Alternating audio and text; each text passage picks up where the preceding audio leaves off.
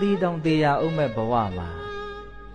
နောက်ထပ်ဘာတွေများပို့ပြီးတော့ဘုံဘုံတော့ကြောက်နေရအောင်ပါတော့ဘာတွေများမျောလင့်နေတာတော့ဘဝကြီးကနေဘာတွေများမျောလင့်နေတာတော့ကိုမေးခွန်းထုတ်တဲ့ရုပ်စာသေတောင်သေသွားရအောင်မဲ့ပေါ့သေခြင်းတရားကအမှန်တရားကိုသိဖို့အတွက်တရားတွေအများကြီးဟောနိုင်တယ်လို့ဘုံဘုံကခံစားရတယ်သေခြင်းတရားဟောတဲ့တရားနာလို့ကိုမပြီးဘူးဘယ်လိုခံစားမိအောင်လုပ်စေခြင်းသေခြင်းတရားဟောပြတဲ့တရားနာလို့ကိုမပြီးနိုင်ဘူးတခါတည်းတော်ကောင်းတယ်နော်တခါတလေကြောက်လဲဩငါတော်တုံးမှလားလို့သူကအဲ့လိုပြောနေတယ်လို့မျိုးလဲရှိတယ်ကိုတုံးလိုက်တာဆိုတဲ့ခံစားချက်မျိုးကိုလည်းသေခြင်းတရားကိုစဉ်းစားခြင်းအဖြစ်လည်းရရှိနိုင်တယ်မသိတာကိုမသိဘူးလို့ပို့ပြီးတော့နားလည်ဖြစ်သွားတယ်ပေါ့နော်